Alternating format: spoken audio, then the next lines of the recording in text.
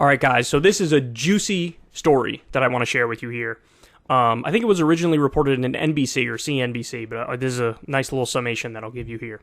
Biden is frustrated with his White House comms team because they publicly undermined him. This is according to him, okay? And they keep repeatedly doing it.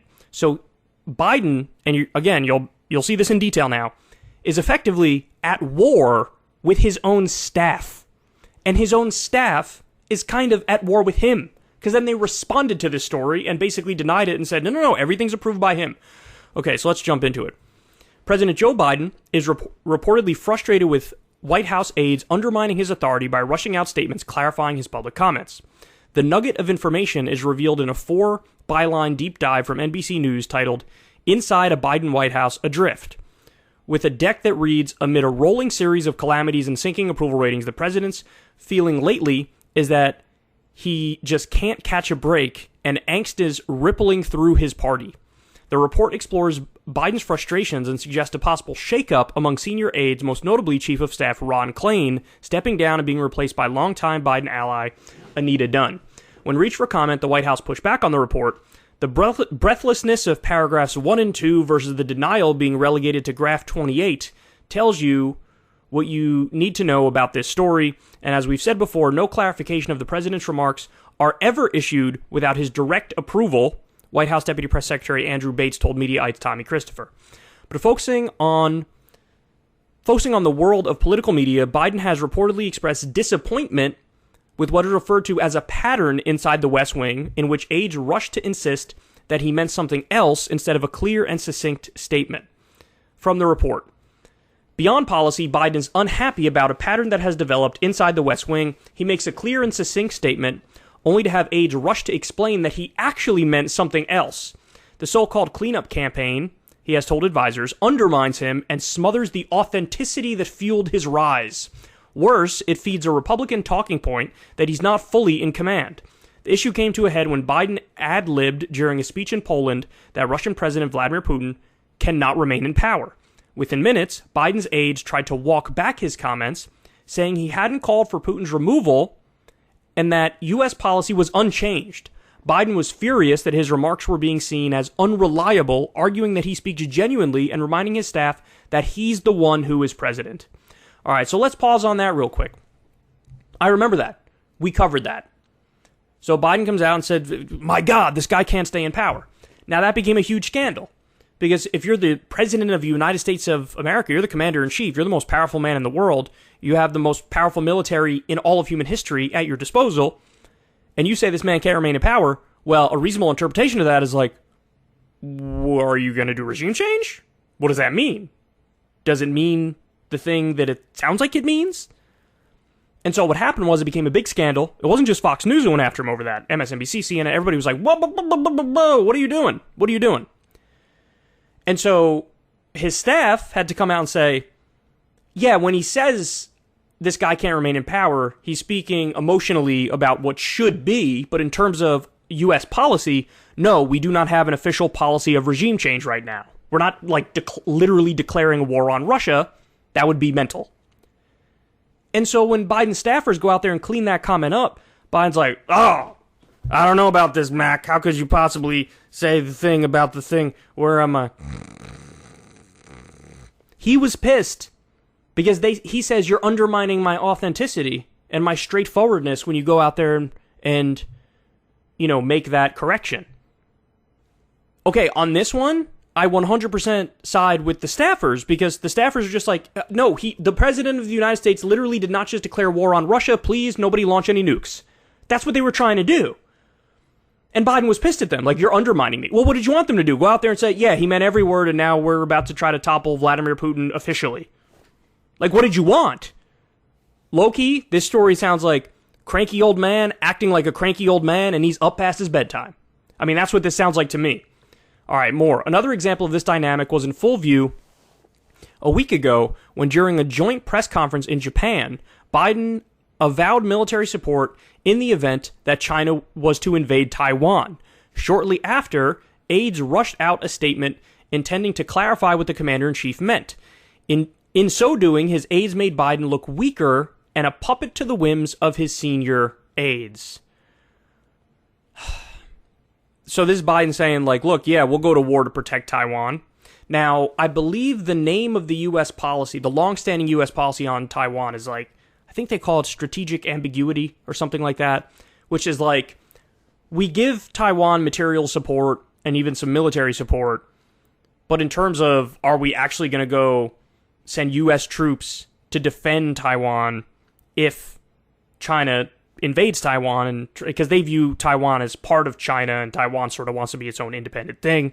And so if China invades Taiwan to like reclaim it, are we going to actually go fight a war for it? Well, our policy is we're agnostic, we're not saying anything, we're allies with Taiwan, we give them material support and weapons, but would we go to war with China and maybe start a world war to protect Taiwan? Well, who knows? We'll guess we'll leave that up to you to sort of think it through on your own and determine what you think we're going to do. It's like strategic ambiguity, right? Biden was like, no, of course, we're gonna come fight for you if China invades. And so the White House aides, again, had to come out and be like, well, see, what happened was the sun was in my eyes and me and Craig and them was down by the Safeway, and when the president said that, what he really meant was that we wouldn't actually do that, but that he would want a situation where maybe we can, sort of should maybe do that, but so in other words, again, he puts his staffers in an unwinnable situation where it sounds like he's saying, yeah, I'll go to war to protect Taiwan, which is a clear, violation of longstanding U.S. policy. And then he gets mad at them when they go out there and they don't just repeat exactly what he said. Well, if they repeated exactly what you said, then that's sending a message to China. Like, yeah, maybe we'll do a world war. Why not? Why not? And so, and watch, look at what happened next. Even Fox News contributor Newt Gingrich, defended the president in this instance, saying of White House aides who put out the backtracking statement, he's the president, they're not. So in other words, right-wing ghouls were like, no, Biden's right. And his staff is trying to say, well, he didn't necessarily really mean that. But Biden's correct on this one. Why? Because Newt Gingrich is a warmonger and he wants to go to war as much as humanly possible. And so he likes the idea of saying, like, yeah, maybe we'll go to war with China. He doesn't care that Biden's, sort of throwing out the window longstanding U.S. policy and being very definitive about, yeah, we'll go to war with China. So, by the way, that should tell you, who's right in this respect. This one, again, I'm more with the staff, because the staff is in an unwinnable situation where Biden says something crazy, which is not standing U.S. policy, and they have to go out there and say, here's what he really meant by that. He didn't actually mean that we're officially changing the policy, etc. And Biden's pissed about this. Again, Biden was pissed that when he said Putin can't stay in power, that they had to clarify what that meant. And he didn't like that they had to clarify this shit too. And sort of tweak it and roll it back 10% or 25%. Astonishing. As the report states, there is a narrative among conservative media and Republican circles that Biden is not truly in charge of the White House, which is purely an unprovable opinion. Having aides put out statements that undermine the sitting president's authority, however, does fit that narrative. This suggests that some senior White House aides are putting their interests ahead of the president's, which cannot be a great working dynamic nor a positive bellwether for the near-term careers of some senior White House communication aides.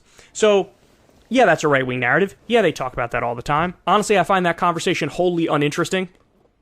Whether it's Biden running the show, or whether it's Kamala running the show, or whether it's Obama, or whether it's some faceless, unknown staffer, we can see the policies that are being pursued, or the lack of policies that are being pursued. And so, whoever's doing it, I don't like it. It doesn't even matter who's doing it. The entire Democratic insider elitist cabal is a problem. They're bad. They're wrong. So I don't care how much he's involved in the day-to-day decisions.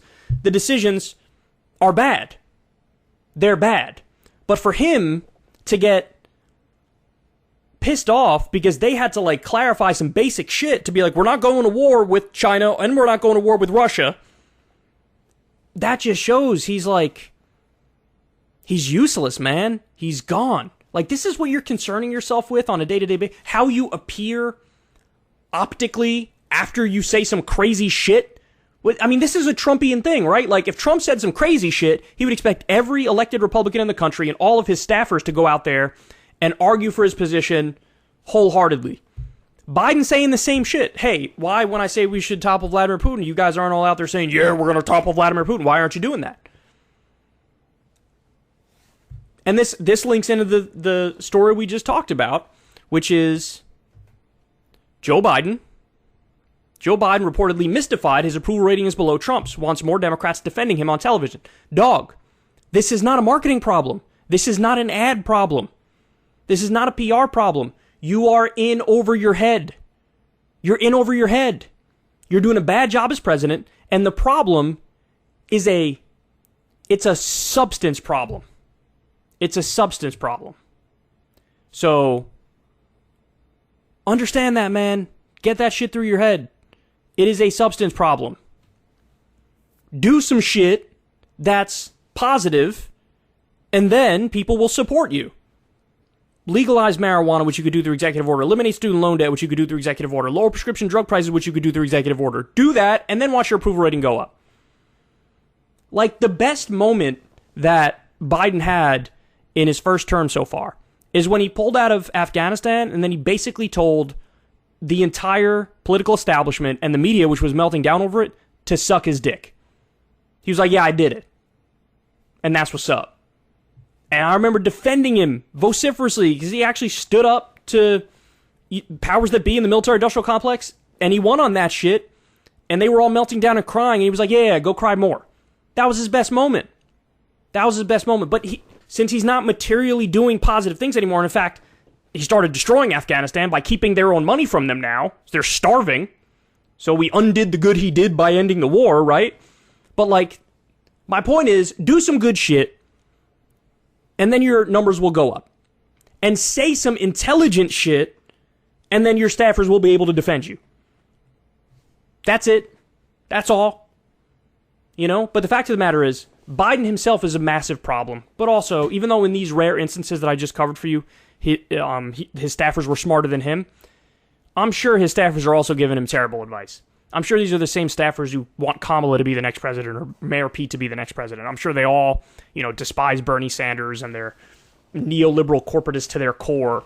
So I don't want to defend them too much because they're odious in so many other respects. But, I mean, guys, this is just a clown car we're looking at here. Everybody pointing fingers at everybody else. Biden's fifis are hurt that his every idiotic utterance isn't being defended to the hilt. Like, man, to say White House in disarray is an understatement. Because at least what Trump would do, he would fire somebody like every week. There'd be somebody in his administration and he's just gone. And he had the highest turnover maybe of any administration ever.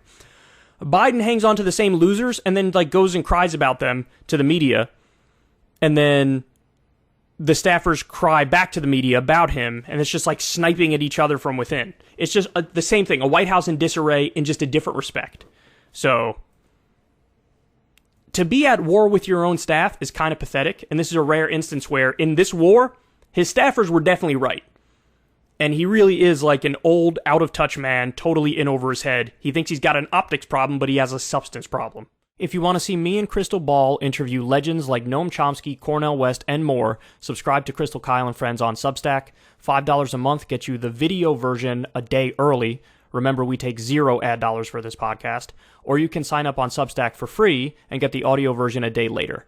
Link in the video description box below.